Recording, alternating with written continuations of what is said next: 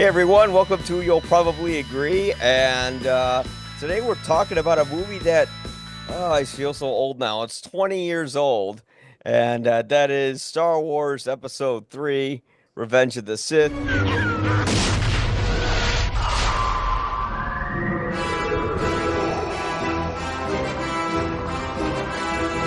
You can tell I'm old because I have it. Oh, I have no Ooh. swag. I'm an idiot in the middle of nothing. Is that a poster or Now you got a oh, it's a novelization, book.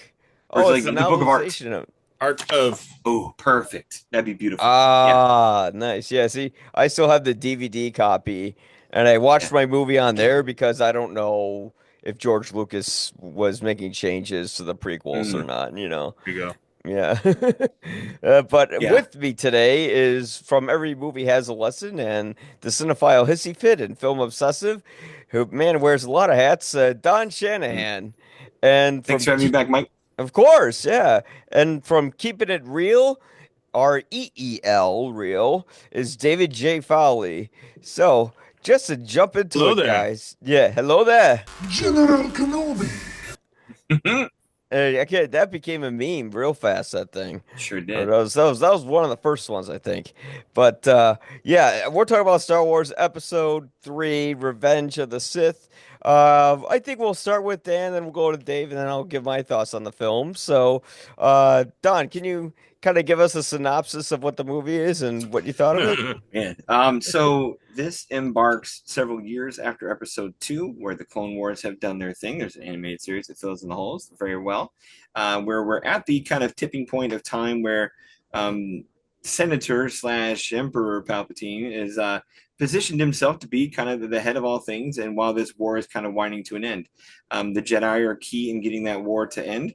At the same time as like, what are we going to do? And how is the fallout of the ending going to turn out politically? Because we're still in very prequel mode of politics. So the Emperor or Palpatine, I should say, just to kind of keep it at that. Palpatine is kind of moving his chess pieces to kind of assume the power that happens when this Clone War is over, and the Jedi are kind of in the position of still like hearing about the fact that there's something amiss. There's some there's a darker force at work or a stronger force at work. They're trying to figure that out. It's very dangerous putting them together. I don't think the boy can handle it. I don't trust him.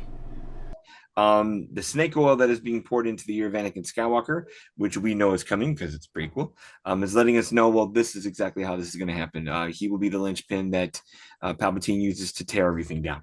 And this is that movie and moment where things do tear down, right in a moment where it shouldn't tear down. Like this should be a great victory. This should be a place where things go forward. Anakin's going to be a father. This should be a jubilant time of his life, but it's a time of turmoil and a time where he turns.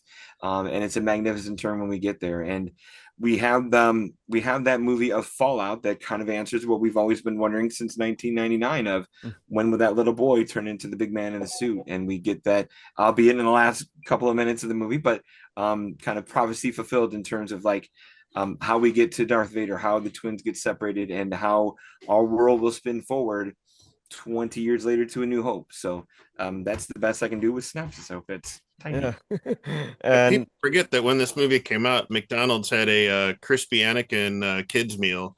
Oh man, That did they really? it didn't that's didn't something. go with that Mustafar sauce, dipping sauce. Yeah. Oh man. Oh God. Yeah. So Dave, what did you think of Revenge of the Sith when it came out? I mean, after episodes 1 and 2, were your expectations lowered for the third film? Well, it's funny because I feel like when you look at the prequel trilogy, it's like a V shape. Usually the Yeah. middle movie is the apex. Yeah. Mm-hmm. It goes like this, right? Hmm. Yeah. And it, it's still confirmed. I mean, Lucas is consistent with his awful dialogue when it comes to romance. Yeah. Um, Oh no, it's because I'm so in love with yeah, you. yeah, Yeah. exactly. Oof. And I mean, it even goes back to like, are you an angel? Or I hate sand, Yeah. Um, Yeah. and although I like Hayden Christensen, I Mhm. don't really think he's a good actor. Mhm. So and I honestly think that they shouldn't have started it Phantom Menace when he was a boy. maybe they Yeah, should have started like when he was a older teen. Hmm. I agree. Have some more time to, it's just waste too much time with the Yippee and the wizard and all that stuff. Yeah. Podcasts are cool and every podcast pod races. First there were pod races before there were podcasts. Imagine that. Hmm. Um, Now imagine doing a podcast while during a pod race. That would be something. I can't keep But my anyway, hands. Yeah. Ooh, yeah. too fast. Sebulba would win. Hmm. But I think I'm in agreement with so many people where like Revenge of the Sith is probably the best out of the three, just because this is really what we were curious about all along. Right. Um, you know, Attack of the Clones had this almost like this B movie, like 50s sci-fi feel to it, Hmm. Yeah. which is fine. I mean, it's totally Yeah. in Lucas's alley. Um, and I had Obi-Wan side quests and everything and all that. But you know, I think this movie, the Attack of the Clones and this movie kind of confirm that like McGregor, the two mix, right? McGregor and McDiarmid were the really the highlights of the prequel trilogy. Definitely. And you know, poor Natalie Portman is just kind of drowning in this wretched dialogue. But look, the overall art of Revenge of the Sith is pretty impressive. And watching it again, okay, so going back to like when I watched it 20 years ago, um, it's hard because like even towards the end with the whole no, it was like Hmm. I I'm didn't there. I didn't really Yeah. need that. Didn't really need Yeah, I that. know. But um there's enough like little moments in here, Mhm. the little moments in here that really make this movie probably, the best of the trilogy, the prequel trilogy. Um but yeah, back then when I saw it with my friends, I mean, we saw it a couple of times, opening weekend, and you really want it to be great. But Hmm. then once you Yes. start thinking about it, you're like, still, it's better than the previous two. Yeah. So, and it, if anything, it solidifies the fact that the Jedi Council were just totally botching things up left and right from the get go. So, Hmm. Right on. Yeah. I think like Dave Filoni kind of made episode three a little better yeah. because he's kind of like Star Wars's janitor. You have like George Lucas come in, he makes a big mess. Everyone hates the Mhm. prequels, and then he ends up having to write a show, before he did the show, he did the Clone Wars movie, which wasn't Mhm. very good, No. but he still had access to Lucasfilm, and over time he was able to make the Clone Wars something people actually cared about because they actually gave the clones a personality, Mhm. and like you actually gave a shit about what was going to happen to them because of that personality they were given. You swore an oath to the Republic. You have a duty. I have a duty, you're right, but it's to my family. Does that count, or do you still plan to turn me in? Do I have a choice? Daddy, you're home! And you kind of saw how the Trade Federation were actually like coming in and taking people from their homes and blowing up their Mhm. monuments. Right. Uh, but then, like, even after watching the prequels, I'm like, okay, I'm gonna go to Revenge of the Sith. I really like how they made Anakin as a character in the Clone Wars, because in the Clone Wars he was kind of like this leader who he didn't take orders, but he got results and he won a hell of a lot of battles because of that. And then you go to Attack of the Clones, or I'm sorry, Revenge of the Sith, and just Hayden Christensen. I don't think he's a bad actor, because like I've seen Shattered Glass, and he's really good in that. He's good in that. Yeah, yeah. Yeah.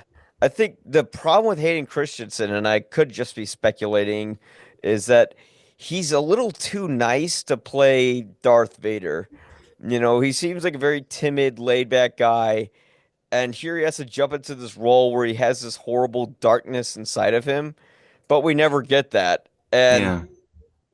also Hayden, like he came back for Ahsoka, he came back for the Movie. Obi-Wan show, Hmm. and still, even without George Lucas, who doesn't care about actors, uh, directing him, he still was a little stiff, even after 20 some years. So, Yeah. so I hate to say it, but he did kind of sink the ship. Like the movie, I like the movie. I Mhm. think it's one of the better Star Wars films. Like, because Return of the Jedi, it's like it has the wonderful moment, like when Darth Vader finally turns on the Emperor and gains his humanity back. That was, that was an incredible scene. But the rest of it, they're just kind of. It was like the first time Star Wars was repeating the same thing. They made a second Death Star. I don't know how they made a second Death Star so fast. Like it was like over a weekend. It seemed Hmm. like Probably had some wow. kind of billionaire funding. Yeah. Yeah. And William Hurt from Contact, why make one when you could pay twice and make two? Right. Yeah, exactly. Because they literally start building the Death Star in this. No, not even this film. Attack of the Clones. They have like the plan for it. Count Dooku Hmm. pulls it up on a hollow board, and he's like, "Okay, Right. this is no one can get this, but this is our next plan." And that led to Rogue One. Yeah, Right. which led to Andor, and Hmm. I Well, just finished yeah. season 2 of Andor. It's not as good as season 1, Okay. but oh my God, the eighth episode is so good. And Okay. and then it kind of goes a little downhill after that, and then it gets up. I would say Andor would be better if it was like 6 episodes instead of Okay. 12. But again, Usually it's the opposite. Okay. yeah, like the thing that makes it work is they had Tony Gilroy who came in, who he wrote and directed Michael Clayton. I think he directed Michael Clayton, I believe and so. yeah, Either and that or his brother. Yeah. Well, oh yeah, yeah, but you're right though. He's a professional Hollywood polisher. That guy comes in and takes turds and shines them up. He's yeah, done that in many places. Yeah. yeah. Because well, the brilliant thing with Gilroy is he's not like a Star Wars fan, Yeah. so he's not drowned in No. nostalgia. He'll He come in and actually, go, I need this line to sound a little better. Like, I don't need a Star Wars to say it straight. Right. He'll yeah, clean things up. Yeah. He's a yeah. good polisher. Yeah, it was like an espionage thriller slash character study, where it was very much like the anti-Star Wars Star Wars. Like you have people having sex in it. You have like a lot of like really complicated sort of plot lines going on where there's a lot of names and things moving around and you got to keep track of it. But it really kind of digs into the heart of the characters, like especially Mon Mothma's character. She goes through some stuff in season 2, but I Okay. won't I won't give much away other than Plug, that. plug, plug. Yeah. Yeah. Mike, do you think like David kind of gave me food for thought when he was talking about his reaction about like maybe we didn't need to go all the way back to Child Anakin and Phantom Mm, Menace, and if we could have started more teen and spent more time there, like got two good movies, I think David's probably on a good track there. Like if you can do things between Attack of the Clones and Revenge of the Sith, like mhm. two fat good Clone War movies and then Revenge of the Sith to close this trilogy, he's probably onto something there about just getting a thicker, more mature story than again the kid stuff. I get that that's what sells. Phantom Menace in '99 like brought that appeal, brought that PG family movie. Everyone could come watch a Star Wars movie appeal. Whereas a more teen or 20 something centered one would be more challenging, but I think it'd be more challenging to sell. Not that you have much trouble selling those movies like that. We've been buying action figures for radar movies for a while if we really think about it. Yeah. But like it would be more complex and a better, thicker character arc. Whether or not Lucas was ever going to play in that sandbox is another story. But David, I like that idea. That would be like two and a half hour, 5 hour Clone War double parter, and you get to Revenge of the Sith and you close it all out the way they kind of did. And maybe Hayden works out some bugs, maybe things go a little different, or because I guess if you found Hayden in '99, he'd be that teenager, he'd be. I'm trying to think how old he was in '03, or Mm. '02. But if he was 21 and you got him when he was 17, that could be interesting. Yeah. Yeah. And I mean Yeah. the thing is the elements that work the best with Revenge of the Sith, like the scenes that have the most emotional impact, is when nobody's talking. It's all during the Truly, yeah. action scenes, like Yeah. Montage. yeah, like when Anakin like finally kind of turns and he slaughters all those guys in Mustafar, you have that great shot where he's just overlooking a balcony Yeah. and it's just lava and hell going on.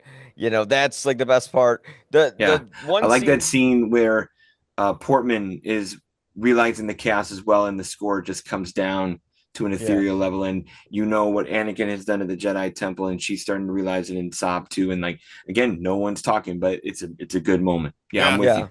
Yeah, the Hell of a murder moment. Order 66, like that was a great Great moment. montage moment. Yeah.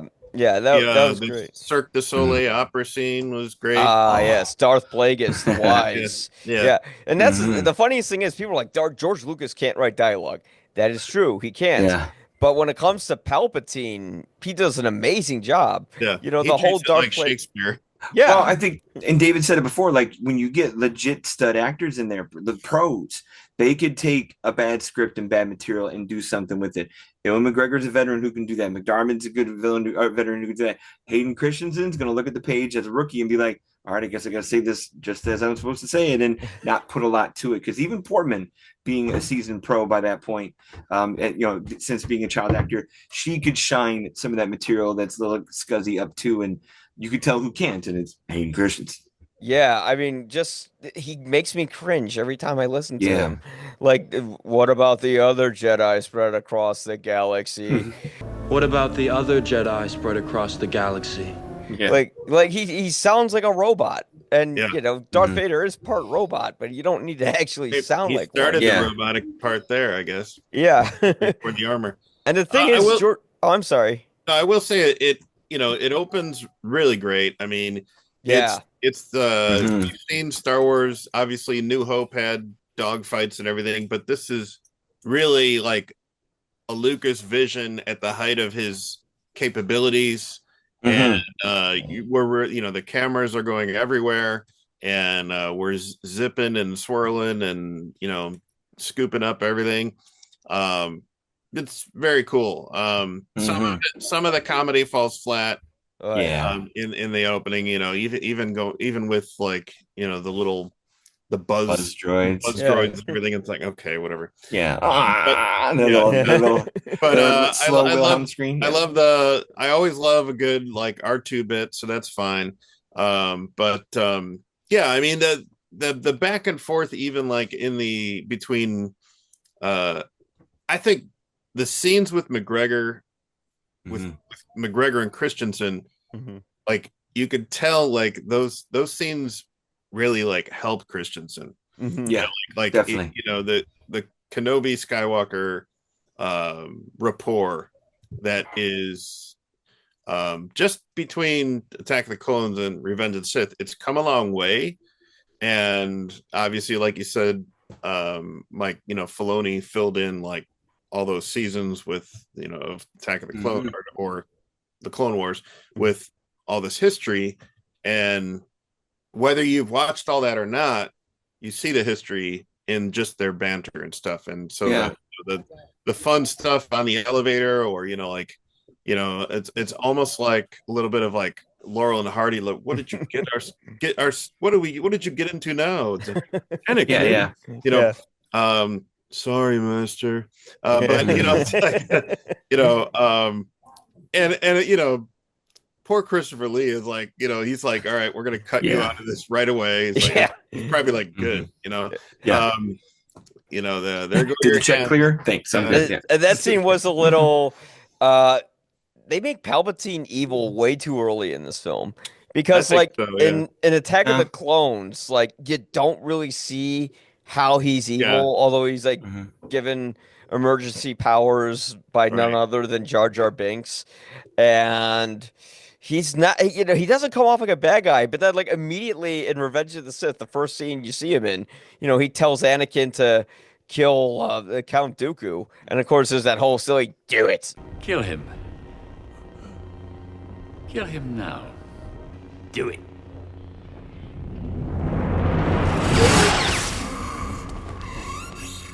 Line. Yeah. Which, That I became can't a tell. meme too.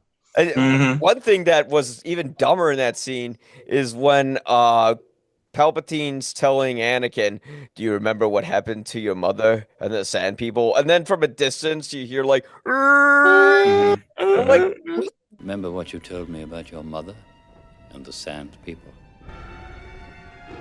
why the fuck are they doing that? I don't Like, know. we In know case what people happened. don't. Yeah, it's always like when newbies don't remember, they need to over explain things. Well, also, I mean, why are they doing that? I mean, I know this is fast forwarding a little bit. Yeah. But when I was watching this again, we have Wookiees doing the Tarzan call on Kashyyyk. Yeah.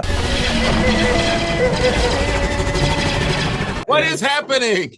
Yeah. And That's guess Lucas enjoying the old serial stuff there. Yeah. And I'm guessing But- after the holiday special, he's like, Mhm. Kashyyyk doesn't exist, and then he puts Kashyyyk in. Yeah. I think I close. I know. But visually the opening is very cool. We got that crazy landing and everything. Mhm. That stuff was really cool. I hear it was longer. I hear there's like a 4-hour cut of the movie where that opening rescue crash is an hour. Wow, that's too impressive. much. I'd like to see that. Yeah, that'd be interesting. For I would curiosity, I'd watch it. Yeah. There are some scenes they cut where they really should. Like, there's a scene on the deleted scenes on the DVD where they're literally forming the rebellion. Like, Padme is starting to form a rebellion. Okay. That would be great. Yeah. Yeah. And like Mon Mothma was in the room, and the scene was a little flat because the way George Lucas directs like scenes in the movie is very basic. He has a master shot and then two over the shoulders, and I think they do that because it's easier to put in the visual effects when the camera isn't moving too much. Because when the camera's moving, you got to go frame by frame and see it. And it's just a huge pain in the ass. I mean, it also keeps to the style that he had in the original trilogy. Too. So, Exactly. Yeah. Yeah, it was very jarring in the sequels, like when the camera's just kind of spinning around. But I'm sorry, I cut you off. I mean, at least I would say that, like, look, I would say that the prequel trilogy is more successful than the sequel trilogy, just because it was better planned out. I agree. It was more planned out, and you're also bringing in going back to Phantom Menace, like you're bringing in, whereas the original trilogy had like lived in vehicles and vessels and everything was kind of worn. Phantom Menace had these like gold and silver shimmering vessels and ships and everything. Some of that's still here, but you could and even more like organic stuff, like the stuff in Geonosis, and you had more creatures to work from, like the little dragon lizard guy that Obi-Wan is going. When he's chasing General Grievous on a giant hamster wheel. Let's talk about General Grievous. And even in the opening of the movie, General Grievous is introduced as this bad guy that they're after. Yeah. Right. Yeah. And I'm sorry, but even 20 years ago, when he started like coughing, I'm like, this is dumb. I know. I know they need a tick. But it's dumb. Yeah. You're a robot. You don't have lungs. The funniest thing is they showed like a behind the scenes of like General Grievous's voice, and he sounds nothing like that. He just sounds like some regular dude. It's like, "Oh, General Kenobi," and then like they heavily digitally like fixed it up. You fool! I've been trained in your Jedi arts by Count Dooku. You fool! I've been trained in your Jedi arts by Count Dooku. I remember, I forget when Genndy Tartakovsky came up with the Clone Wars. I love that animation style. And I have to say, like, his version of Grievous was a lot more, intense and cooler looking, like a lot more foreboding. But I never really felt like he was a threat, even when he went up against Kenobi. I'm like, okay, well, it's I think if he was established earlier, like if he was part of episode 2, or let's just say it, if Darth Maul survived and made it all the way to 3, and he's the guy throwing down with McGregor and avenging Qui-Gon Jinn, like that would go a lot farther. It would add more emotional fight. Totally. Yeah. I'd like to see that. Like, so I know we're sitting here on hindsight 2020, but I'm in agreement with you where the idea that these feel, and maybe it's because it's the singular voice, even if it's George Lucas's voice, at least these felt more planned out than the sequel trilogy where you're playing hopscotch with who's in charge. Yeah. That makes a big difference. Like, I don't mind Ryan Johnson's Last Jedi, but it just doesn't tonally match the thing before it and the thing after it. So it's tricky to mesh those together where at least it's Lucas through and through. You got a unified, tone, aesthetic, and go there, or through line of style. Right. So even if it's substandard style, it still counts. And again, like David said, not all of it's substandard. He had it, he had an eye for the good art and things like that. Like when you're at Lake Como in episode 2, and like I know there's plenty of green screen here that doesn't always look that great, but it's still less of it than even modern movies of today. So like it helps that there's still some tangible sets and some places to go, and it helps a lot. Yeah, and the scenery is beautiful, especially when they're showing how the moments where no one's talking, like the very end of the film when they're giving Princess Leia to Bail Organa, or Organa, whatever, tomato, and then you cut to Obi-Wan giving Luke to Aunt Beru and Uncle, I'm forgetting his name, but yeah. Yeah. And of course, Obi-Wan like establishes that he doesn't like him very much, but but it's like that moment worked. You had the twin sons that kind of had a nice bookend close to the trilogy, and I always wondered, like, what if there was someone who's never known about the whole plot twist in Empire Strikes Back, and they just start from the beginning, from Phantom Menace to Attack of the Clones, Revenge of the Sith. They're out there. And you don't know what's going to happen. I wonder, like, how that person would react to the story. When I showed my kids, I don't know if you did this with your kids, your daughter, but with my 2 kids, I purposely went.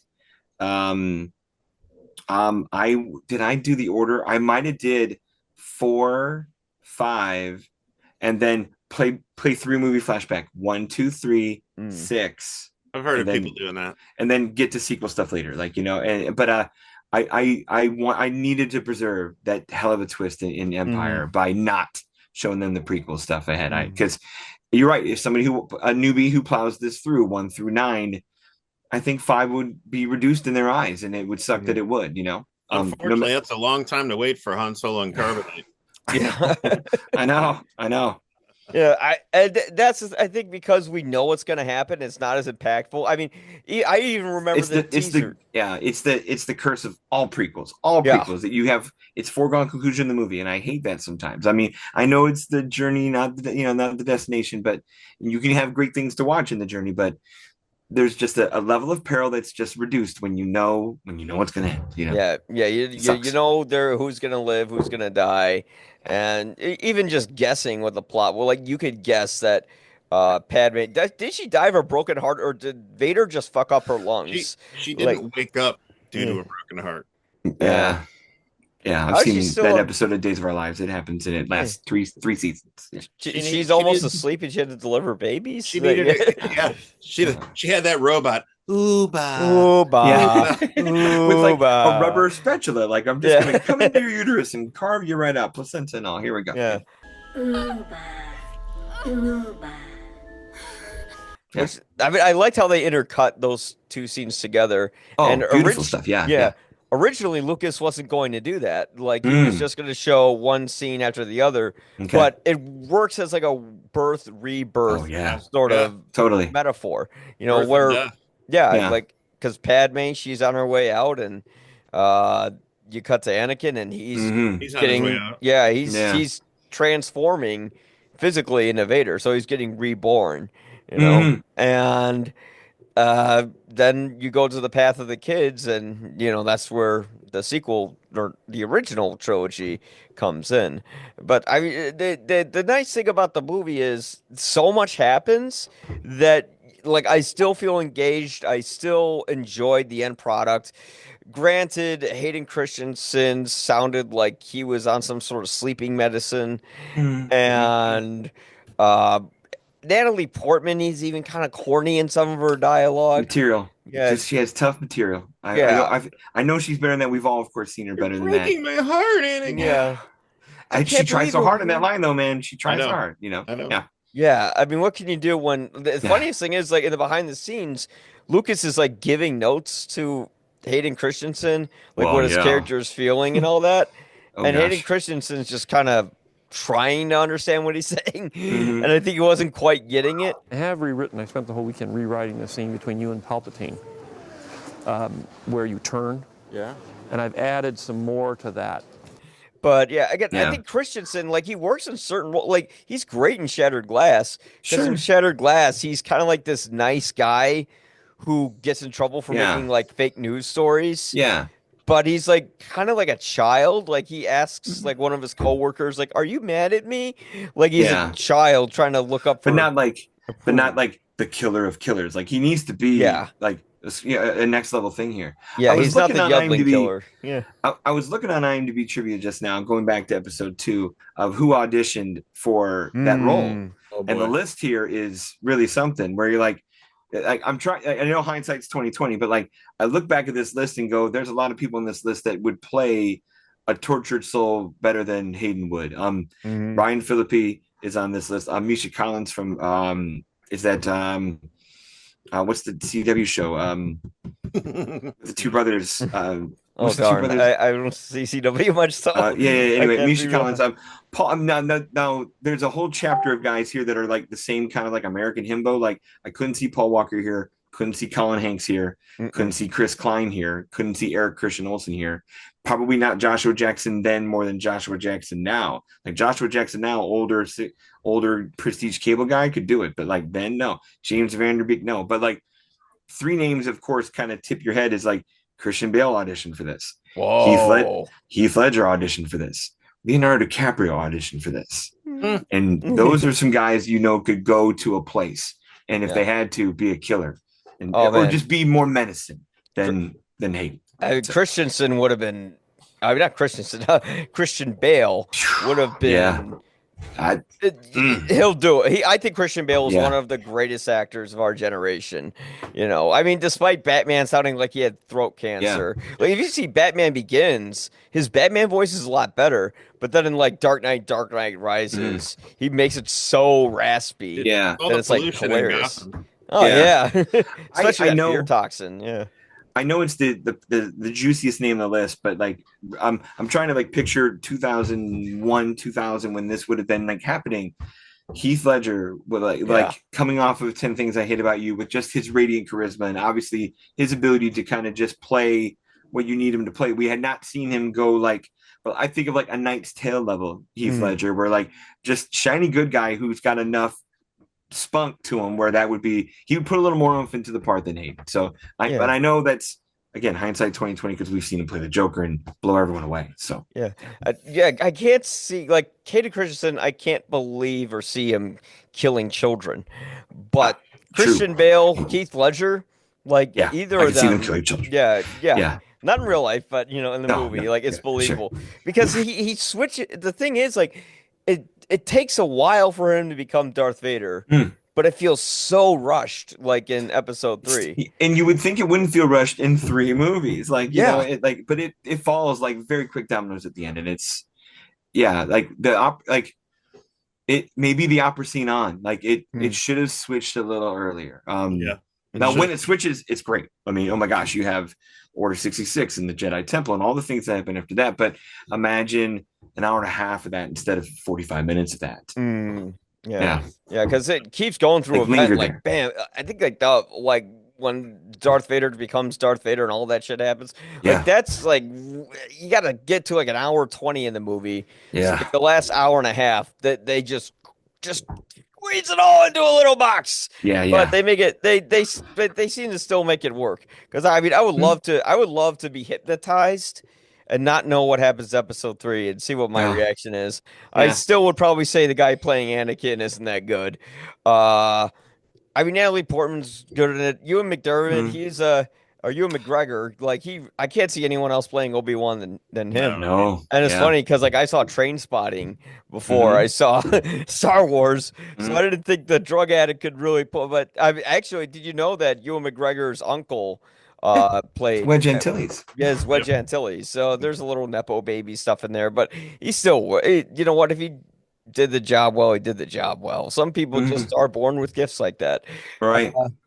And some aren't. But like, yeah, with it being its 20th anniversary, will you guys hop to the theaters this April and May and see it? I don't know. I mean, think if my kids want to go, I'll go. You know, Yeah.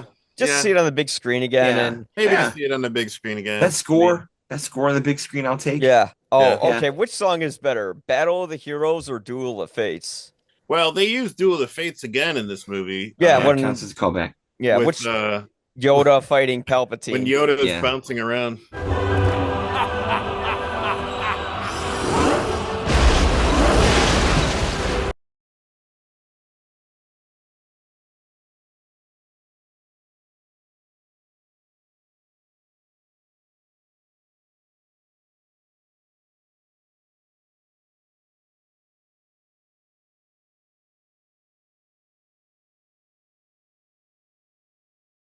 Yeah, it's hard to take. That's another thing. Maybe I had trouble taking it seriously sometimes. Yeah. Because Obi-Wan and Anakin, I think that's like in terms of spectacle, it's the best lightsaber scene, like hands down. In all 9 movies, it's the best lightsaber scene. Yeah, maybe the red throne room scene in Last Jedi. Yeah, maybe that's pretty good. Yeah, but not like this. Not with all the emotion. Not with everything tied to it. I mean, if we're gonna go there, I think my favorite is still probably Luke and Vader in Empire because we knew that he hadn't finished the training and he was up against something that he couldn't win. Right. And maybe it's just because how old I was when I first saw it, but like he was going into a territory that like he was out of his element, and we knew that Vader was laying a trap for him. So it was like, very interesting. I mean, one thing I try and push in the back of my mind, but this prequel trilogy, I just maybe want to put this out there. It's like, do you feel like it diminished the villainy of Vader? Yeah, I mean, This counts. He's kind of like a whiny kid in the movies, and I know, like Clone Wars, they established him as a character, and you get why he was so upset when he wasn't granted the rank of master. But the movies themselves, he's just like he should have gone dark in Episode 2, which he does do when he slaughters the Tuskens. But then they kind of just forget about that, and they just get into a bunch of silly stuff. That's a good question, David. Diminish the villainy. Probably. I mean, I try to also go back to 77, 80, and 83 and say how villainous was he really going to be? Because he's still kind of the finger wagging helmet man who's yelling at for his men to go get the thing, and like so like how he wasn't like Travis Bickle evil to begin with, or for the 70s scale of things. Where could you? I mean. Yes, this trilogy counts as like that sympathetic hero arc that has now been grossly overused everywhere since. But does it diminish the villainy? I mean, it makes Darth Vader. Yeah, it's a tough one. The problem is once you reveal like how Darth Vader becomes Darth Vader, right? It kind of takes away. You're just like, oh, he didn't want his wife to die, and he believed everything the Sith Lord said. You know, because he couldn't. Did you need one more nefarious reason than just his wife and saving his because that's the kindest version of going evil, right? You're saving your wife. I mean, I think that he becomes we see him turn, but I think that he becomes darker and darker and darker the more he loses his humanity in that suit where he's more machine than man now, twisted right. And I know in the Marvel comics, the Darth Vader comics, they could go issue after issue and explore that, which is interesting. But I feel like, man, if I went from like, say, Attack of the Clones, Revenge of the Sith, straight up to like New Hope, I'd be like, geez, this guy. Yeah.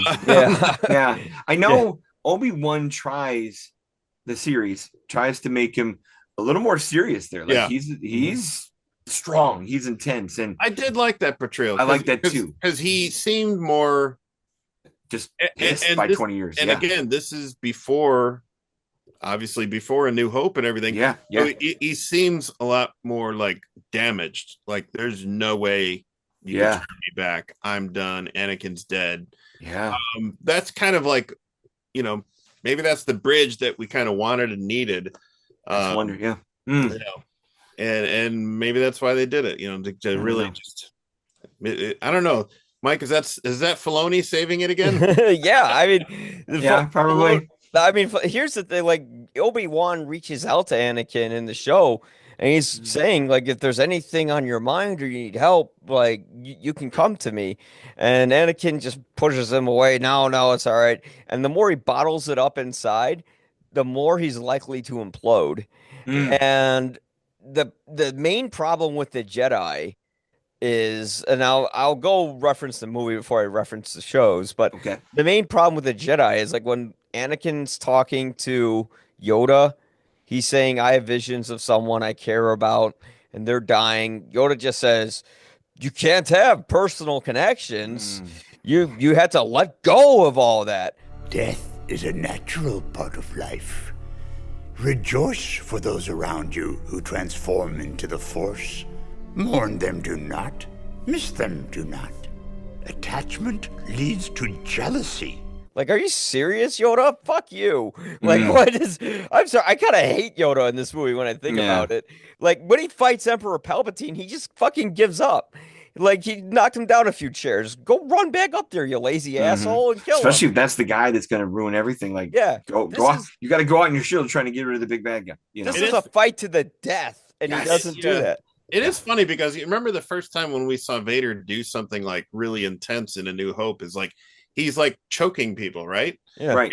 And it's like, couldn't Yoda just like choke Palpatine and be done with it? I don't know. The Force moves in mysterious ways. But as far as like little moments in the movie, I do like when both Kenobi and Yoda in the third act, they go back to the temple, they see the debris, they see the bodies, and I love the part where, even though Yoda is pretty much all CGI, and Gaz's voice is still there and everything, and he's bouncing around like a Keebler elf all over the place. but I do like the moment where like they're about to leave, and Kenobi's like, "No, I have to see." And there's just that moment where Yoda's like, "You don't want to look, dude," I like that when there's going back into tapes and stuff like that, because it goes back to like some of that investigative stuff that Obi-Wan went through in Attack of the Clones, where he's methodical, he wants to see things through, he wants to know the reality of things, the truth, and as challenging and as hard as the truth will be here, he has to know, and obviously like and that builds to that builds to Mustafar and everything, I mean, you have to have that going into the duel. And everything about McGregor sells that duel. My gosh, the you were the chosen one scene, that's like the best acting in that whole movie, because like you really feel the pain in Obi-Wan. You were the chosen one. It was said that you would destroy the Sith, not join them. Bring balance to the Force, not leave it in darkness. Like, and of course, I mean, they didn't reveal it until the Obi-Wan TV show. I thought he just knew like Vader existed in the suit, and then you find out in that TV show, he's like, no, he thought he was dead. Because it's like I chopped off his limbs and he got set on fire. I love even after that, I love that some of McGregor calls back to. I mean, he did this in the other movies, the previous movies too, but he physically calls back in body language and stuff to Alec Guinness, like when him and Yoda and Bail Organa are like walking through the Bail Organa's ship, and you just see him going like, with the beard. That was what's weighing heavily, right? That's definitely he's doing the whole.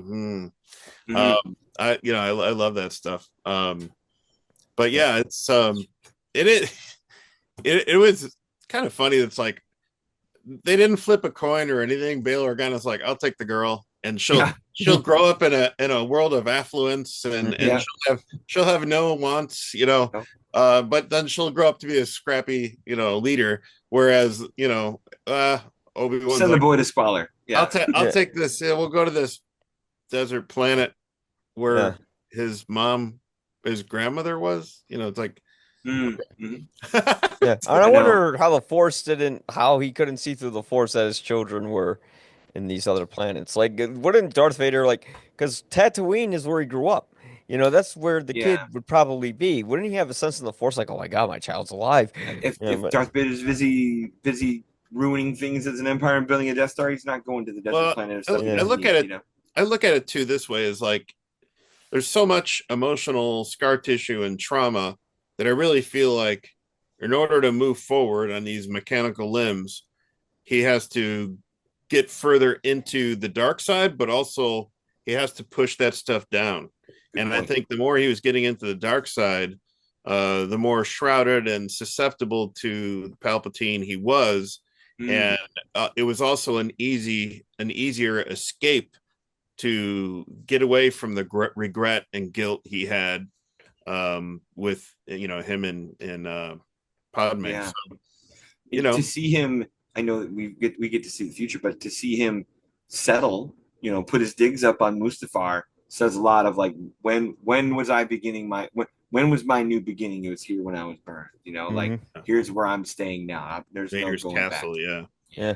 And he's still so blinded. Why does he, like, when Palpatine says you killed her in your anger, doesn't he ever just think, you did this to me? Like, I'm in this robot suit for life because you said you could save Padme. And don't give me the excuse that I killed her. No, I didn't. That's probably why he needs one more reason to go bad other than just the wife thing. If only like if there was one movie that had to include some profanity, that would be the great scene right there. Or season 2 has profanity in it, actually. There you go. It was weird. They say shit in it, and I'm like, what did they say? Poodoo? But long time ago in a far away place, they used those. Could be worse. It could be Oscar Isaac doing an answering machine joke. Could be worse. Yeah. I don't know how Palpatine survived. Oh God, yeah. And here's the thing with the prequels. Like you guys said, they weren't great, but they still had a plan and a path that's consistent with all the other films. Where you get into the sequel trope, like you find out how the Empire becomes the Empire in the prequels, and it's Darth Vader's story. It ends in 6. It's the rest of it is just filler. Like when you get to the episode 7, it turns into like a Star Wars fan film, which at the time I liked, but the more I look back on it, the more I realized how lazy it was. And then Rian Johnson, I don't mind. I don't mind 7. Here's the thing with Rian Johnson. Or 8. I'm sorry. It's 9. I could take or lose. Oh, 9 is just wretched. 9's hard. Yeah, I appreciate what Rian Johnson was trying to say. That not all heroes come from a background or something like that. Rey is, she is powerful and she doesn't have like Palpatine's blood in her yet, as we know, and she doesn't have, she was just a nobody. And it kind of proved like anyone could have the Force, and they could be a Jedi. Nothing about midichlorians and all that. They saved that up for the shows. And they saved the Emperor having sex for Rise of Skywalker. Oh God, that must have been. Who's humping that man? Some woman who wants a lot of money from him. She wants the credits. It's like those. It's like the people who married Hugh Hefner. They didn't love Hugh Hefner. They loved what he had. True. So it's like a Harkonnen wench. At least he's got a nice mansion. I mean, this guy's yeah. Well, he's got a whole he's got everything. But I wish they could have established Anakin and Obi-Wan's relationship a little more than them just kind of bickering at each other. Because every time you see Anakin with Obi-Wan, he's just bitching at him. And it's like, don't we want to see how Anakin was actually a good leader and a good friend? I think David, you said it best. Like, if this was more Clone War movie than like Episode 2, I think we would have got that. The defying of orders, the put you in your place. Like, this is your spot and leaders in battles. Like, I think it would have happened if it was done a different way. Yeah, and the Jedi Order, they were just they were completely blind. If you see the Clone Wars, what they did to Ahsoka, putting her on trial and immediately like assuming she murdered somebody, it's like they just judge people and they don't try to help them when they need help.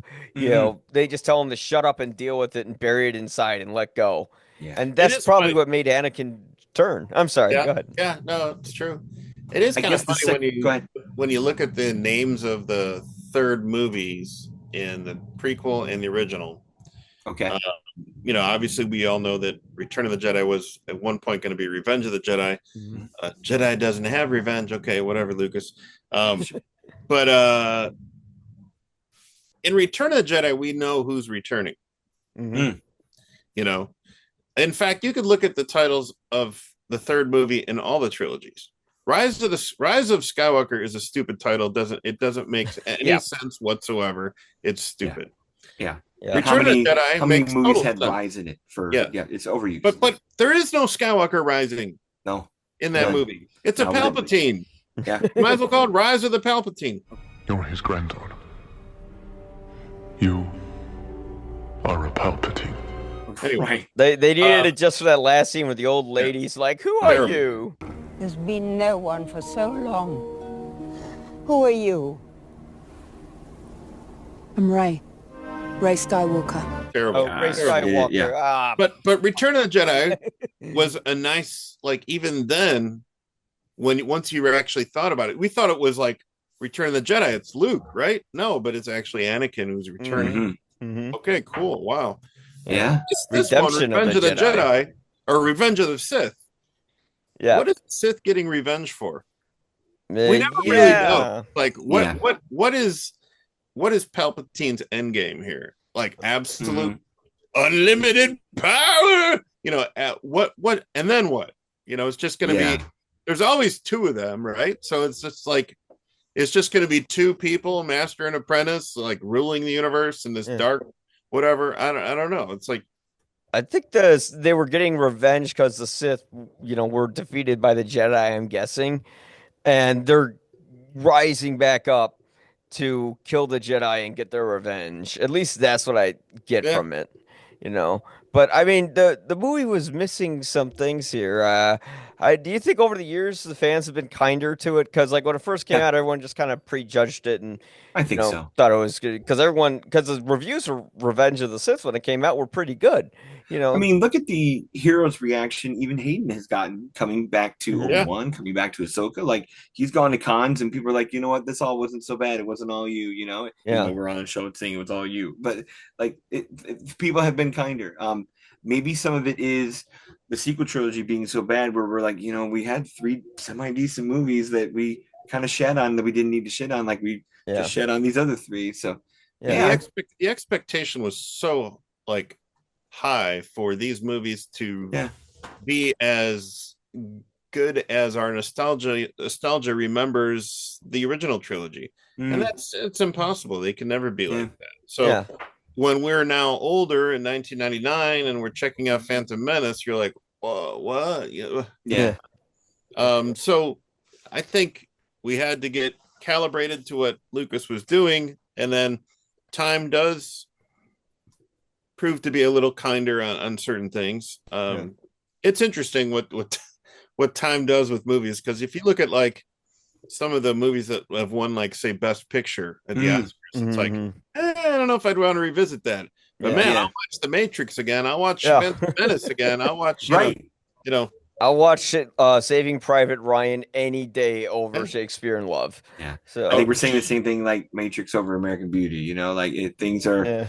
There's some tough hangs in there. I think we're gonna do that again. Like, what's gonna happen again? Like, someone's gonna someday, 20 years from now, someone's gonna rather watch Barbie than Oppenheimer. You know, someone's gonna want to. You know what I mean? Like, it's gonna. Those cycles will come. You know. Yeah. I mean, it's. I think. Will we in 20 years feel better about the sequel trilogy? That's my wonder. Will that ever get better in our heads? I think people will like The Last Jedi over the years because I mean, my gripe with it wasn't like what Ryan Johnson did with the script.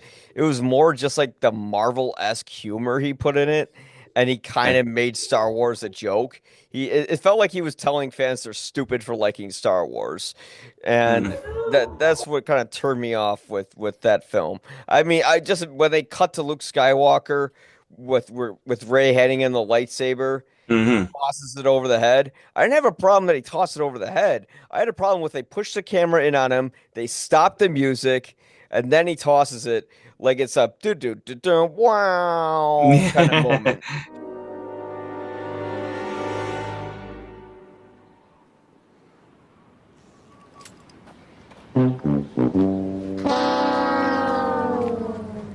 Sure. Yeah. So like that's what drove me nuts about the movie. And I remember every critic liked it, and I was the only one who didn't. But I think over the years people can appreciate what Ryan Johnson was aiming for and trying to do something different. With the Rise of Skywalker, I don't see that going anywhere, getting any appreciation. No. And it's too bad because I mean, visually and like some of the design work on Rise of Skywalker it is very good. Cool. That whole sunken Star Destroyer planet thing in the water and everything. I mean, that was cool. It is cool. But you know, it's also like it would also be, you know, that stuff would also be cool in a video game too. So it's like you know, does it are they still planning to help me out here? I don't follow the new stuff as fast as you guys do. Is Daisy Ridley still coming back for something? Like, are we going to see a future that maybe can redeem her out of all this? We might get some news in the latest Star Wars Celebration that's in Japan, I think in May. Okay. But I don't know. I mean, I think she still signed on. But if you look at like Ryan Johnson's IMDb for future projects, they still list a trilogy, and I don't think that's ever going to happen. Not after the way they made Rise of Skywalker. Like when they had the Force they vilified Ghosts, it hard. Yeah. We'll see what happens after Mandalorian and Grogu movie. You know. Yeah. Oh God. Yeah, I can't believe it. I think they could have ended that show after season 2. Yeah. You know, he gives. Is that Favreau taking it himself? It's Favreau directing, Filoni writing. So see, I trust Jon Favreau. It's just to me, it's just like it's gonna have like the clunkiest Star Wars title. It's just gonna Star Wars Mandalorian and Grogu. Oh, it's a buddy adventure movie. You know, it's like Butch Cassidy and the Sundance Kid. And we know how that movie's gonna turn out. Grogu's gonna be fine. If they killed Grogu, holy shit, that would be something. I mean, what is he gonna? What are they? I mean, is he older now? Is he like a petulant teen, like teenage Groot or something? I don't know. He's still gonna be a baby. They age because he's 50. You know, but he looks like a kid still. So they age very slowly. Yeah, interesting. Yeah. Okay. But I think if anything, they should take notes from Tony Gilroy and be like, oh, maybe we could make Star Wars not something that's exactly like Star Wars. You don't need John Williams score to it.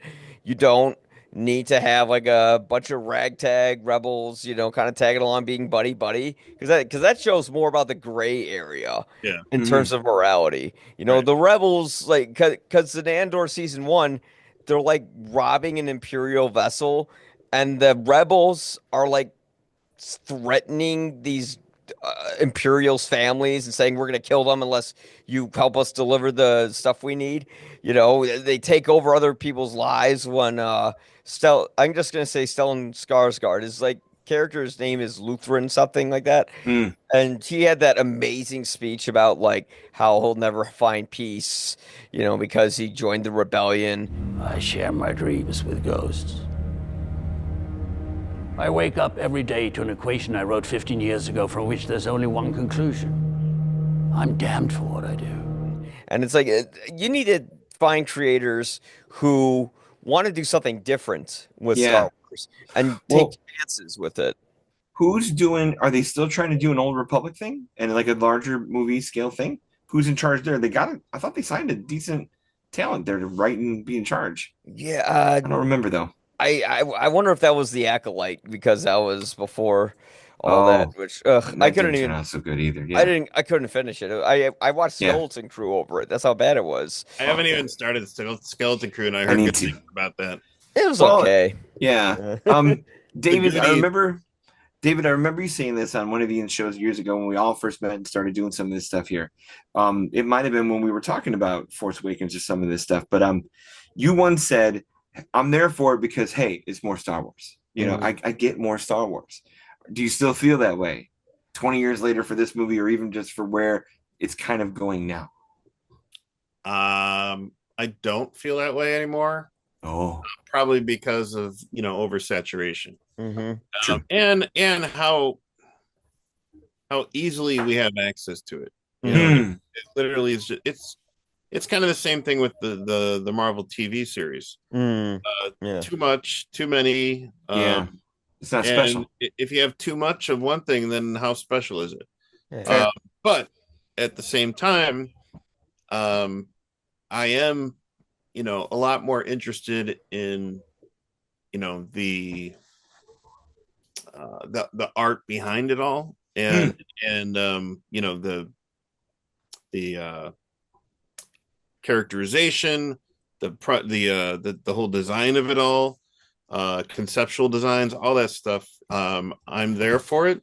Yeah. So, and I do. Out of all the shows, I think we could all agree that Andor's kind of stands out on its own and is doing something different.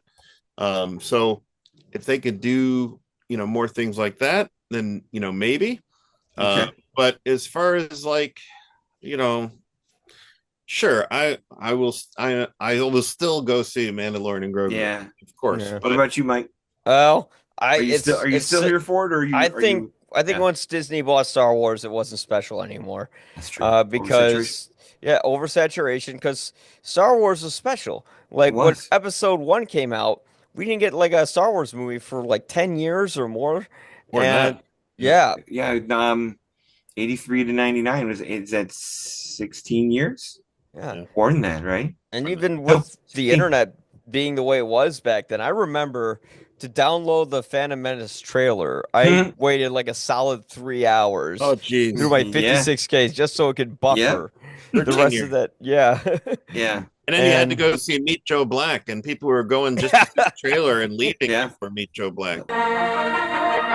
If you go to one of the theaters listed on the website, like the AMC West Olive 16 in St. Louis, and you see one of the films mentioned, either Meet Joe Black or The Waterboy, you will also see the Episode 1 trailer. That was awesome back in the day. Yeah. Yeah. And even the step of having 3 years between movies instead of 2 just felt a little longer. Absence makes the heart grow fonder. It was a larger gap. That's what they did for the original trilogy, so it makes sense. Yeah, but 2 felt rushed in the last sequel trilogy. So Yeah, I don't know. Do you think if someone watched the Filoni shows and then came to Episode 3, they'd like it more, or is it still too cringy? Because I watched the whole Clone Wars, and I'm like, oh man, Episode 3 is gonna be awesome now. And then as soon as Hayden Christensen opened his mouth, I'm like, God damn it! Sorry, were the movies the letdown, not the fact that you spent this time in the show. Oh, well, you had a better actor doing the voice of Anakin. Yeah. Which Hayden apparently tried to copy when he reprised his character. And Kenobi, yeah. But like even like when they cut his mask open in Obi-Wan, he's like, Anakin's gone. I'm what remains. Like, God damn it. Well, I guess we were right from the start. Hayden. I'm back. Yeah. Anakin's gone. I'm what remains. Yeah. Yeah, it's that the funny, and we break from Star Wars's kind of the way they shot the movies, which I didn't mind so much until it became like them spinning the camera just because they could, like I kind of liked how the George Lucas's style was flat, but that was kind of the style of Star Wars. It's supposed to be like a Buck Rogers. It makes sense. Needed to match. Yeah. It makes sense that was in the original and what came before it, the prequel. But I don't mind a totally different camera, photography approach in the sequel trilogy. Same. My only problem was is that none of it was planned out really, and there wasn't any consistency. And in the end, you ended on something that was wholly lacking in originality. Yeah. Well, the Agreed. original screenwriter for episode 7 was the guy who wrote Little Miss Sunshine and Is it? It's Is not that John. Ryan and Anna? oh, Is that the and Toy two-person Story team? 3. Yeah. Oh, but there's like 7 writers in Toy Story 3. It was one guy. His name was like Michael something. And it's like they didn't Okay. want to wait the 2 years for him to develop the I script. know. They wanted something right away. So Yeah. they got Cash. Lawrence Kasdan. Michael Arndt. Yeah, Michael Arndt. That was it. Yeah. Okay, that's the At least with the prequels, you saw how the Empire became the Empire, and then you go to the 4, 5, and 6. Mhm. But then with 7, 8, and 9, the First Order is just there, Yeah. and we don't know how they went from destroying the Empire to still being like a threat. And I would have liked to have seen that. I would have liked to like it could have been a television show that like showed me it, or it could have been in the movie itself. Yeah. Because people always make that argument. Well, in Star Wars, you don't know how the Empire became. It's like, yeah, but within one shot, you knew what they were when you saw that giant Death Star coming over the frame, and then there's a little Rebel cruiser. Got it. I know who they are. Yeah. But now that people know more about Star Wars, like actually tell them how this is instead of being lazy. Instead of retitling everything, the First Order to the Resistance. Give me a break. Yeah. And that's at least the prequel trilogy. Like as much as people bash the politics, it's like they did have politics, but it was supposed to show how they were a republic at one time. Yeah. And It counts as thicker establishment than what we got later. It yeah, counts. and there was one line from Natalie Portman that did land that is disturbingly accurate today, which is when Palpatine creates the Empire, she says, "So this is how liberty dies, with thunderous applause." And like moments like that are great. I would say like I do like Revenge of the Sith more than Last Jedi because not Last Jedi, but more than Return of the Jedi because Return of the Jedi had like a bunch of stuff they just repeated up until they have Anakin's redemption. You just don't like Ewoks. Yeah, Just say it. You don't like Ewoks. No, I love fuck the Ewoks. Yeah, I they're. Here's the thing: you have the rebels. They're already the small little person taking on the big bad, corporation. Yeah, and we didn't need the teddy bears to represent that. Like we got it already. It was fun though, wasn't it? I had a blast. Yeah, I'm an Ewok defender. Yeah, I'm an Attack of the Clones defender. Oh, really? I am. I like. Pray tell. Some of that is what you were saying before. Is like when you're kind of making a B movie and you're bouncing around the factory, you're chasing droids and things like that. I like Williams's music. I like that love theme. And then the arena fight. From the arena fight on, I'm locked in. That's so darn good. It did fine for me. I did like the ending when they show like all the stormtroopers or the clone troopers and they're playing Darth Vader's theme, and then you cut to Anakin and Padme having their secret wedding. Lucas knew how to end those movies. Maybe not so much with Phantom Menace, with like the silly parade with the Gungans and all that shit. Yeah, well, that was like you said, that was going to be your 1977. Like that was going to be, and they played the Victory March from 77 in the credits in 99. So like that's his moment of hold up a trophy because you can't, Yeah. And at least with the prequel trilogy, we knew why they were being made. The sequel trilogy, we've been over it. It's just slapped together. It's horrible, but it kind of makes me miss like when I saw like Revenge of the Sith. Star Wars was still special, because we didn't know if there was going to be anything after that. Right. And I think George Lucas, he had this idea in his head where he said, "Okay, you all hate me. You hate the prequels. Fine, I'll give it to Disney. Go hate them, and you're going to end up loving me." And that's exactly what happened. Yeah. I think even who's our guy from oh my god, I can't believe I'm missing the name. Shaun of the Dead, and he played Scotty. Simon Pegg. Yeah. Simon Pegg.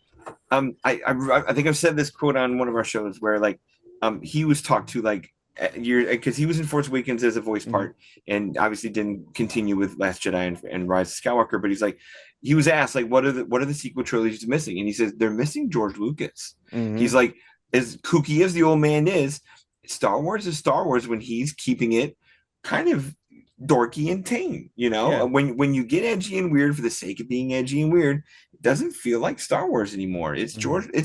It really is George. I know Filoni's done a great job to steward it in different places, and it's helping.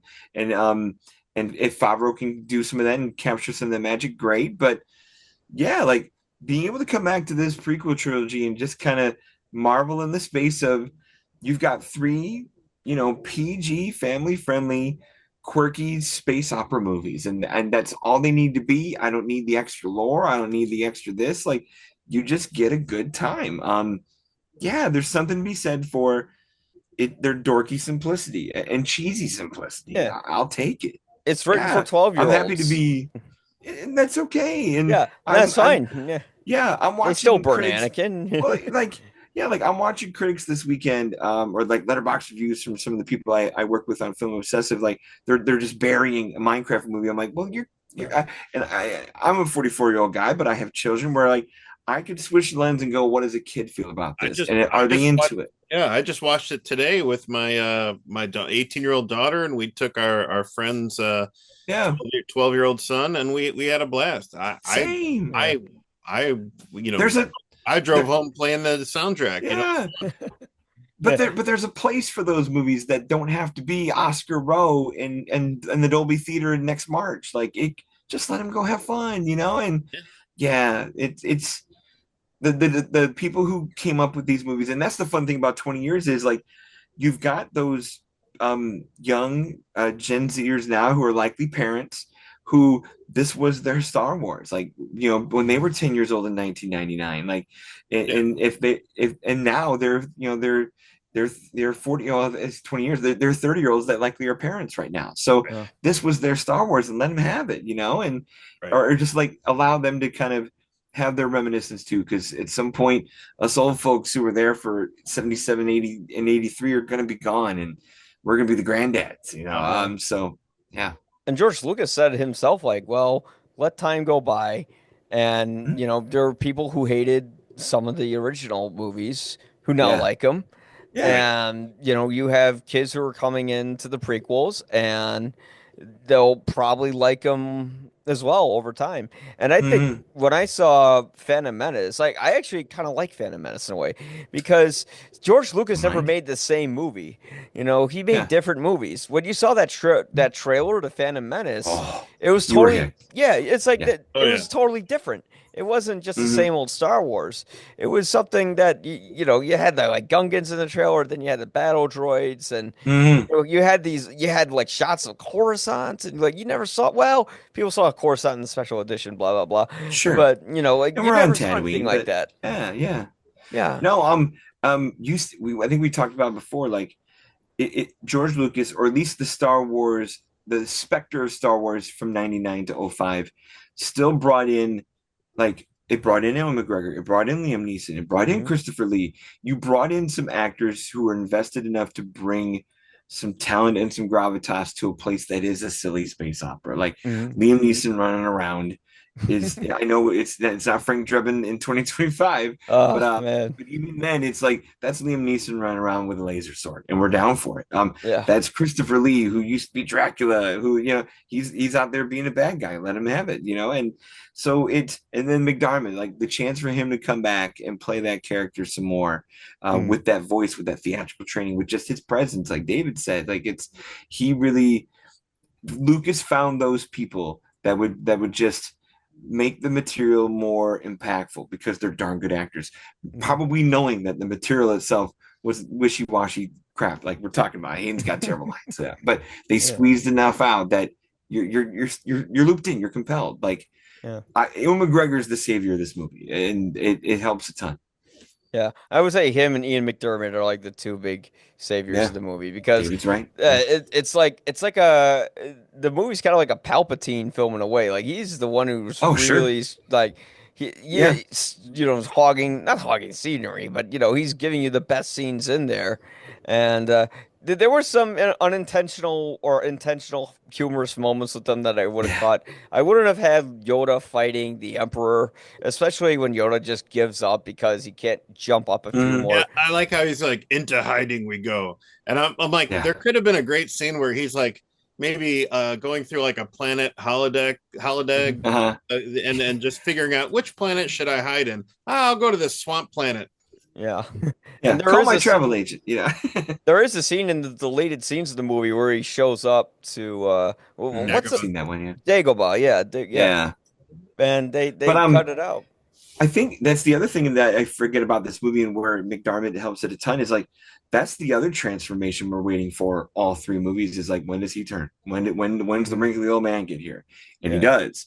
It does in like, you know, or orgasmic sound effect fashion of getting, you know, his electricity bounced back at him by Mace Windu, but like we still get that turn too. Like that scene with Jackson is a nice, like, you know, dig a little deeper, get a little more evil, get a little bit more, you know, snake like it is overdone and it is cheesy, but it's in a cheesy place where that was going to happen. So yeah, you needed that turn too, and you got it in this movie. I think that also could have been earlier, like that. I mean, some way, somehow, if that was, you know, hanging around at the, like when he's launching the ship to the end of episode 2, and like whatever injury then or whatever was going to turn him then could have gotten there a little sooner. But I don't know. It's still McDermott makes it, so yeah, he still makes the moment. Yeah, yeah, there was good. Like people always say, "Oh, they had bad casting in the prequels." Like, no, they had good casting. It's just they could never cast the right Anakin. You know, Jake Lloyd. Yeah. Like he's the rough part of that him. movie too. Oh yeah, and look at what the fans did to Jake Lloyd over the years. Poor Jake Lloyd. Yeah. Like he went to my college, and like within the first year he was there, like college kids were like making fun of him, and like there was one college student who had like a backpack from episode 1, and you know Jake Lloyd's like on there, and he's just like look, but like people, it's amazing how people will pick on a child, you know, because they're children themselves. Kind of like what they're doing with Ellie with The Last of Us right now. Like I don't know if you've seen the Bella Ramsey posts, but they like draw her to look like a potato, and you know, it's just like, wow, you guys are criticizing a kid for not being hot enough. Like that's can you imagine pedophile shit. Can you imagine if during the prequel trilogy we had the internet as it is social media then? Oh God.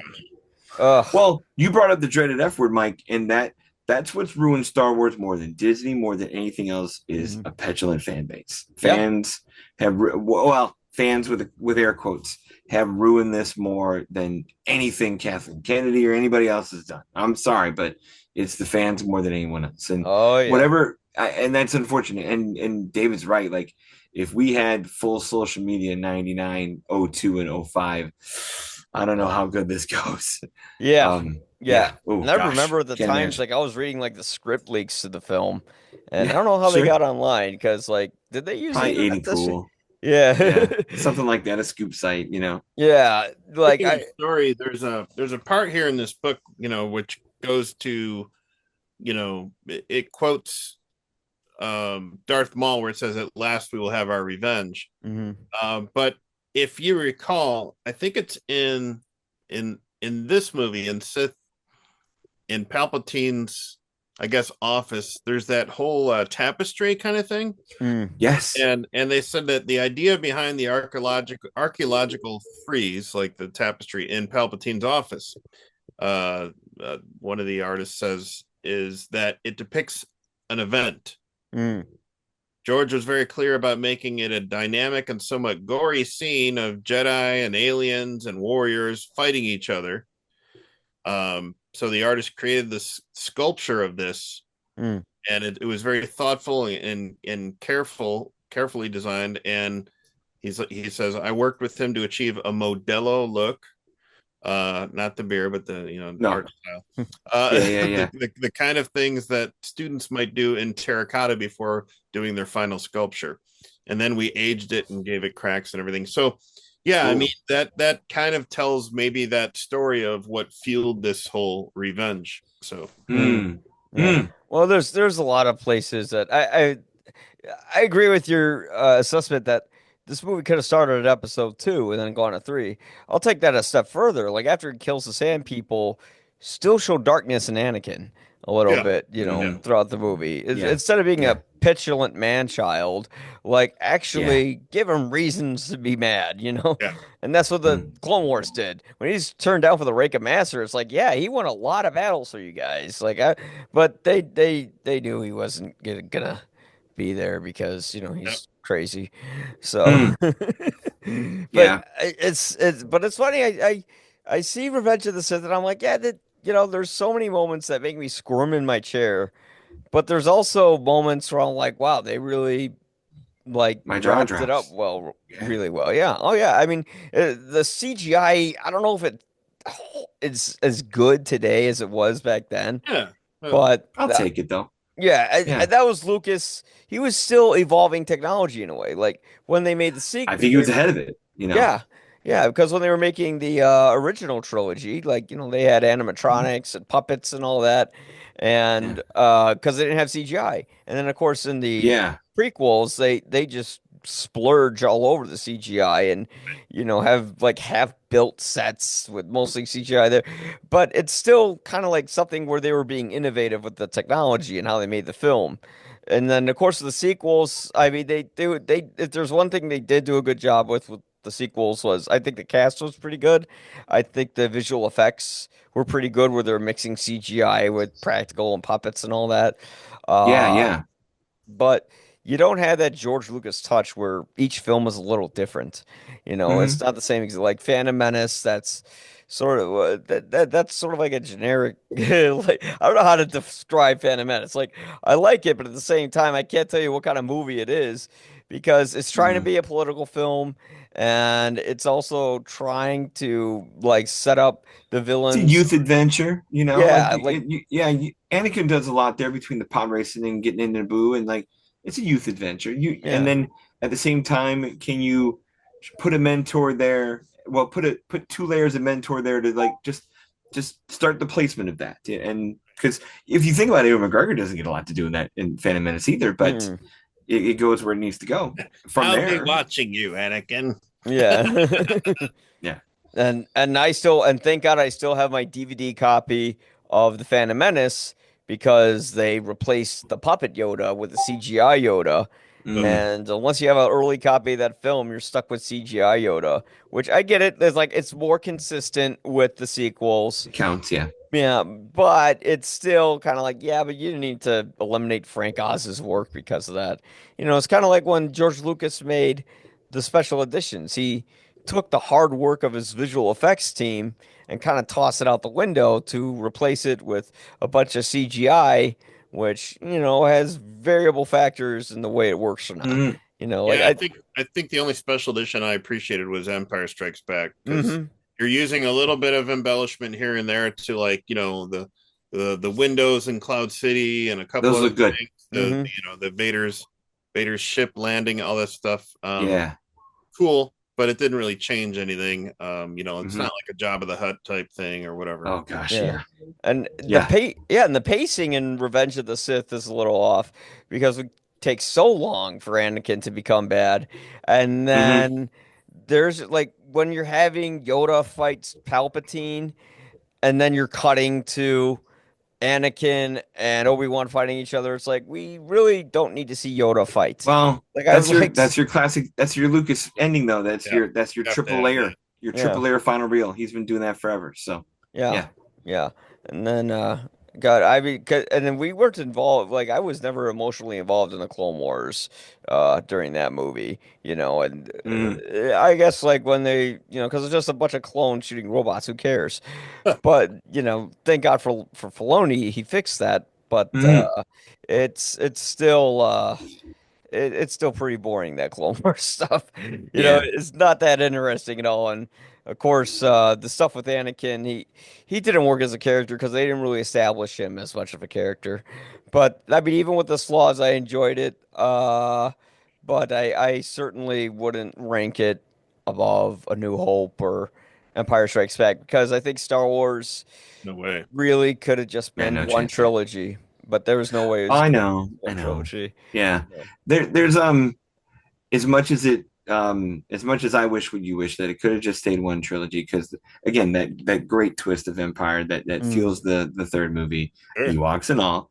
And as much as I'm probably still where David was, like, hey, I get more Star Wars. And in 1999, it felt great to get more Star Wars. We were just coming out of like getting the special editions in the theater where we got a great big theatrical taste of Star Wars. And no regrets. I'm glad we got these 3 movies. I know other people have found regret in like, oh, I wish these weren't here. I'm okay with these being here. This could have been. It's not great and it's not this could have been way worse, and I think we got way worse in 2015, 2017, and 2019. So, well, everyone hated on George. My more regrets are there than here. Well, everyone hated on George Lucas back then. They even had a documentary. It was popular, yeah, called "The People versus George Lucas." Yeah, and I mean the title kind of explains itself. They just nitpicked the special editions and the Phantom Menace and just kind of trash it. And now it's become more popular to like it, and I'm kind of glad it has that. Episode 2 could have been cut. Episode 2 could have been episode 1, but then you can't have a 1 through 3 trilogy. And then you do what Dave said. You put a Clone War movie as 2. If episode 2 is 1, you put a Clone War movie 2 and this movie 3rd, and you got something substantial. Yeah, exactly. But I would trade a pod race for that. Yeah, I mean it's it's a nice bookend. It kind of wrapped up Anakin's arc, and of course, once you get to the sequels, not the Disney sequels, the actual sequels to the prequels, they give him the originals. They give him the redemption arc you need, which kind of closes the story up, and now Disney shat all over that, and George Lucas was right to give it to Disney because fans like me, well, I wasn't as vocal as them, but fans like me who are disappointed, who get on the internet and trash the movies, he was sick of seeing that. Give it to someone else. Have them fuck it up, And they did. They did a great job of doing that. I mean, there was an interview with George Lucas with Charlie Rose before Charlie Rose got exposed for being a pervert, and Lucas said, they just made a retro film. They just made a fan film, and Disney didn't want any of my input. They weren't that keen to have me involved anyway, but at the same time I said, I'm not going to, if I get in there, I'm just going to cause trouble because they're not going to do what I want them to do. So, and I don't have the control to do that anymore, and all I would do is muck everything up. So I said, okay, I will go my way and I'll let them go their way. And I feel like the public was like, yeah, Disney, you fucking show George Lucas. And now we go back and we're like, hey, George, you want to talk about time healing? During the Star Wars celebrations in Chicago, I remember Ahmed Best came out, and everyone was cheering for him and supporting him, and that was great. Ahmed Best. I think there's, I'm sorry, go ahead. I think a lot of that. I think the goodwill that's come here over time is people growing up, and I hope out of, despite the fans still being shitty. There's a generation of people that got away from that hate, like Hayden Christensen getting heroes welcomes at cons, my best getting heroes welcomes at cons. That helps a ton. And like those initial internet fan haters grew up and said, this is really silly that I'm hating this. I hope that happens again, that we get out of this. But oh man, I don't know. Yeah. So if you guys were to give this movie a rating, I don't use stars. We're supposed to be like in a bar. This bar around me isn't real. What? But that guy's sitting really still. If that's the case, really still. I know that guy's been there for a while, and then that playing TV, video poker. And he's still staring at like a blue screen television. Yeah, I don't know. Maybe he's watching like a pod race or something. But if you were to rate, I'm sorry, are you still a 4 beer guy? Is this our scale? Oh, yes. Out of 4 Guinnesses, what would you give it? David, you first. I would say a solid 3 Guinness. Yeah. I'm a 3 Guinness man here, too. I'd say I almost want to give it the half, but I have to say there's just too many awkward moments. Yeah. Like when Palpatine's holding onto the chair while he's laughing at Yoda. He's like, yeah! Like, what the fuck are you doing?